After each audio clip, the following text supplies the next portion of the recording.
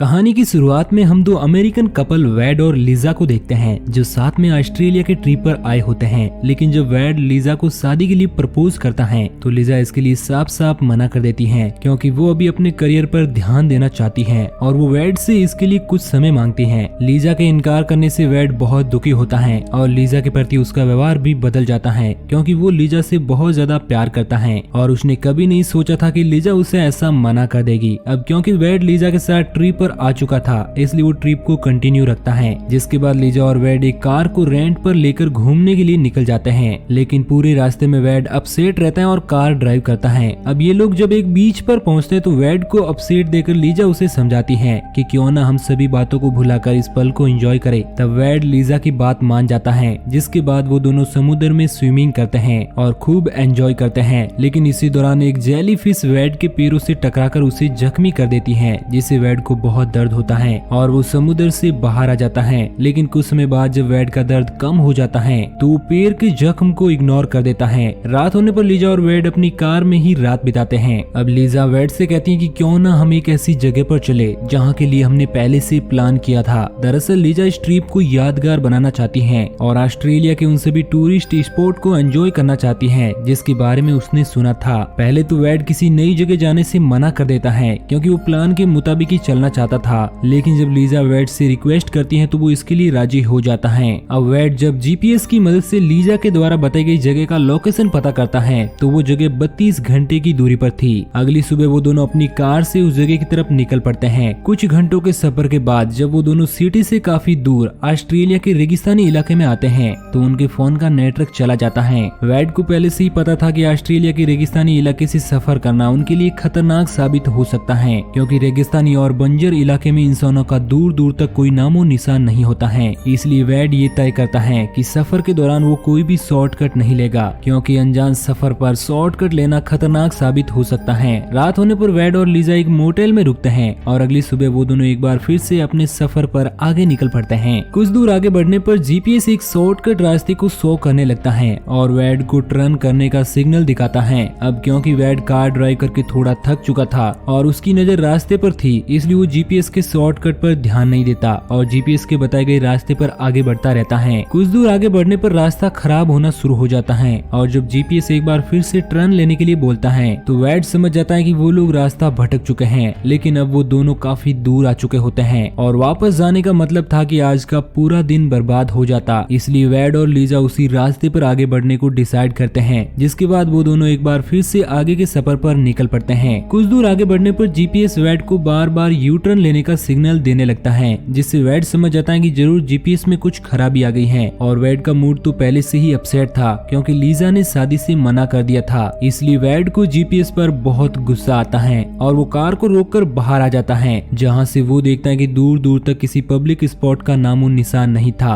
अब वैड की कार का फ्यूल भी खत्म होने वाला था, इसलिए अगर वैड बचे हुए फ्यूल में कार को सही डायरेक्शन में नहीं ले जाएगा तो वो दोनों ऑस्ट्रेलिया के विशालकाय रेगिस्तान में फंस जाएंगे। इसलिए वैड सामने दिख रही एक ऊंची पहाड़ी पर जाकर आसपास देखने को डिसाइड करता है ताकि अगर आसपास कोई पब्लिक स्पॉट हो तो उसे पता चल जाए। इसके बाद वैड लीजा को नींद से जगाकर उसके साथ ऊंची पहाड़ी की तरफ निकल पड़ता है। वैड को लग रहा था कि वो लीजा के साथ जिस पहाड़ी की तरफ जा रहा है वो थोड़ी ही दूरी पर है, लेकिन ये वैड की गलत फहमी थी क्योंकि वो पहाड़ी वैड और लीजा से काफी दूरी पर था, जहाँ तक पहुँचने में इन्हें शाम हो जाती है। जिसके बाद वो दोनों वापस से अपनी कार की तरफ आने लगते हैं क्योंकि इस सुनसान रेगिस्तानी इलाके में ऐसे खुले में रहना खतरनाक साबित हो सकता था। अब वैड और लीजा को वापस आते आते रात हो जाती है, जिसके बाद वो दोनों अंधेरे में ही अपनी कार को ढूंढने लगते हैं। लेकिन काफी कोशिश करने के बावजूद भी उन्हें अपनी कार नहीं मिलती। दरअसल अंधेरा होने की वजह से वैड और लीजा उस जगह का रास्ता भी भटक जाते हैं जहाँ पर उन्होंने अपनी कार को रोका था। अब जैसे जैसे रात होती जाती है वैसे वैसे ठंड भी बढ़ने लगती है और वो दोनों अपनी कार को ढूंढते ढूंढते काफी ज्यादा थक जाते हैं, जिसकी वजह से वो दोनों एक जगह पर रुककर रात बिताने का डिसाइड करते हैं। अब अगली सुबह जब वैड जगता है तो वो देखता है कि उसके पैर पर जिस जगह जेली फिश ने डंक मारा था उस जगह का घाव इन्फेक्शन की वजह से काफी ज्यादा बढ़ गया है, जिससे वैड को बहुत तेज दर्द होता है। लेकिन वो किसी तरह अपने दर्द को बर्दाश्त करता है और वो दोनों अपनी कार को ढूंढने के लिए निकल पड़ते हैं। अब पूरे दिन कार को ढूंढने के बावजूद भी इन्हें अपनी कार नहीं मिलती और एक बार फिर से शाम हो जाती है। अब वैड और लीजा ने आज ना तो कुछ खाया था और ना ही कुछ पिया था, जिसकी वजह से उन दोनों की हालत खराब होना शुरू हो जाती है। कार ना मिलने पर वो दोनों एक रात और ऑस्ट्रेलिया के ठंडे रेगिस्तान में बिताने के लिए मजबूर थे। रात होने पर वैड और लीजा एक सेफ जगह देखकर वहीं पर सोकर रात बिताने का डिसाइड करते हैं। लेकिन जब लीजा सो रही होती है तो इस दौरान डेजर्ट में पाया जाने वाला एक खतरनाक बिच्छू लीजा की शर्ट के अंदर चला जाता है और लीजा को इसका जरा भी एहसास नहीं होता। अगली सुबह जब वैड नींद से जगता है तो वो लीजा को जगाने की कोशिश करता है, लेकिन काफी देर तक आवाज देने के बावजूद भी लीजा नींद से नहीं जगती। और जब वैड थोड़ा ध्यान से देखता है तो उसे पता चलता है कि लीजा के होंठ पूरी तरह से काले पड़ गए हैं और लीजा इस समय बेहोशी की हालत में है। लीजा की यह हालत देखकर वैड पूरी तरह से डर जाता है और लीजा को अपने कंधों पर उठाकर कार को ढूंढने की कोशिश करने लगता है। हालांकि वैड के पैर का घाव बढ़ने की वजह से वो पहले से ही काफी ज्यादा पेन में होता है, लेकिन वो इस बात पर ज्यादा ध्यान नहीं देता और किसी तरह बहुत मुश्किल से लीजा को लेकर अपनी कार को ढूंढने की कोशिश करता है। अब वैड ज्यादा देर तक ऐसा नहीं कर पाता क्योंकि उसके पैर का घाव काफी ज्यादा बढ़ गया था और उसने 2 दिनों से कुछ भी खाया पिया नहीं था, इसलिए वो जल्द ही बेहोश होकर नीचे गिर जाता है। कुछ समय बाद जब वैड के ऊपर से एक प्लेन गुजरती है तो वैड की नींद खुल जाती है और वो आसमान में उड़ रही प्लेन से हेल्प मांगने की कोशिश करने लगता है, लेकिन पायलट वैड को नहीं देख पाता और वहाँ से आगे निकल जाता है। ये सब देखकर वैड बहुत ही ज्यादा दुखी होता है। इसके बाद वैड छोटे छोटे पत्थरों की मदद से रेगिस्तान में एक बड़ा सा SOS लिख देता है ताकि अगली बार जब वहाँ से कोई भी हेलीकॉप्टर गुजरे तो SOS के निशान को देखकर रुक जाए और वैड और लीजा को रेस्क्यू कर लिया जाए। अब 2 दिनों से ना कुछ खाने पीने की वजह से वैड की हालत काफी ज्यादा खराब हो जाती है और उसे काफी ज्यादा प्यास लगी होती है, इसलिए वो अपना यूरिन पीने का डिसाइड करता है ताकि किसी तरह इस बीहड़ रेगिस्तान में वो सरवाइव कर सके। इसके बाद वैड अपने यूरिन को कलेक्ट करने के लिए कोई चीज ढूंढने के लिए निकल पड़ता है और इस दौरान वो अपने पीछे एक निशान भी बनाता जाता है ताकि वो वापस से लीजा को ढूंढ सके। वैड के वहाँ से जाने के बाद लीजा भी होश में आ जाती है, लेकिन जब उसे पता चलता है कि जहरीले बिच्छू के डंक के मारने की वजह से उसके एक हाथ ने काम करना बंद कर दिया है तो वो पूरी तरह से डर जाती है। वहीं दूसरी तरफ काफी देर तक खोजने के बाद वैड को आखिरकार अपना बैग मिल ही जाता है, जिसके बाद वो पानी की बोतल में अपने यूरिन को कलेक्ट करके उसे पी लेता है ताकि कम से कम इस बीहड़ रेगिस्तान में जिंदा तो रह सके। इसके बाद हम लीजा को देखते हैं जो वैड को आवाज देकर बुला रही थी, लेकिन 2 दिनों से कुछ न खाने पीने की वजह से लीजा की आवाज भी बहुत ज्यादा स्लो हो गई थी। अब कुछ समय बाद लीजा को एक भेड़िए की आवाज सुनाई देने लगती है जिससे वो पूरी तरह से डर जाती है और उस जगह से आगे बढ़ जाती है जिस जगह पर वैड उसे छोड़कर गया था। अब वैड को वापस आने में रात हो जाती है और जब वो उस जगह पर वापस आता है तो वहाँ पर उसे लीजा नहीं मिलती। अब इस वजह से वैड पूरी तरह से परेशान हो जाता है और जोर जोर से चिल्लाकर लीजा को पुकारने लगता है। हालांकि लीजा अभी तक ज्यादा दूर नहीं गई थी, इसलिए वो वैड की आवाज सुन लेती है,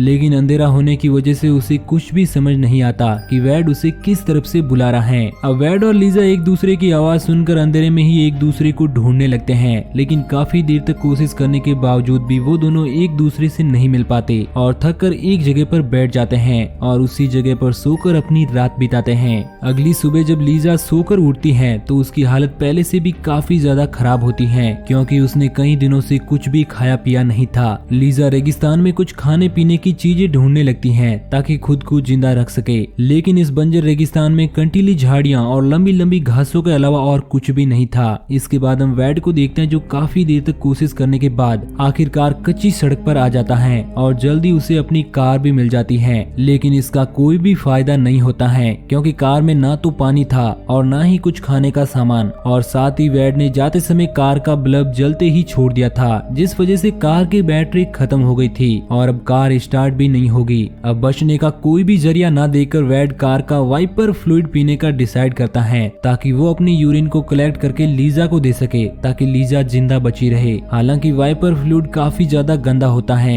जिससे वैड की जान भी जा सकती थी, लेकिन वैड अपनी जान की परवाह किए बिना वाइपर फ्लूइड को पी लेता है और लीजा को ढूंढने के लिए निकल पड़ता है। अब देखते ही देखते एक बार फिर से रात हो जाती है, लेकिन वैड को लीजा नहीं मिलती। वहीं दूसरी तरफ लीजा एक जगह पर चुपचाप बैठी हुई थी क्योंकि अब उसने भी बचने की उम्मीद छोड़ दी थी। लीजा जब देखती है कि उसके सेल फोन में अभी भी थोड़ी सी बैटरी बची हुई है तो वो वैड के लिए एक मैसेज टाइप करती है जिसमें वो वैड को सॉरी बोलती है। इसके बाद हम वैड को देखते हैं जिसको वाइपर फ्लूइड पीने की वजह से पेट में दर्द होना शुरू हो जाता है और वैड वहीं पर आग जलाकर लेट जाता है। अगली सुबह लीजा डेजर्ट के घासों और झाड़ियों को खाकर अपना पेट भरने की कोशिश करती है, लेकिन 4 दिनों से पानी ना पीने की वजह से लीजा को डिहाइड्रेशन होना शुरू हो जाता है और वो एक जगह पर लेट जाती है लीजा को लगता है कि अब उसे मरने से कोई भी नहीं बचा सकता कि उसी वक्त उसे वैड के द्वारा खींची गई लाइन दिखाई देती है, जिसके बाद लीजा हिम्मत करके किसी तरह बहुत मुश्किल से उस लाइन को फॉलो करने लगती है और काफी देर तक कोशिश करने के बाद आखिरकार वो वैड तक पहुंच जाती है।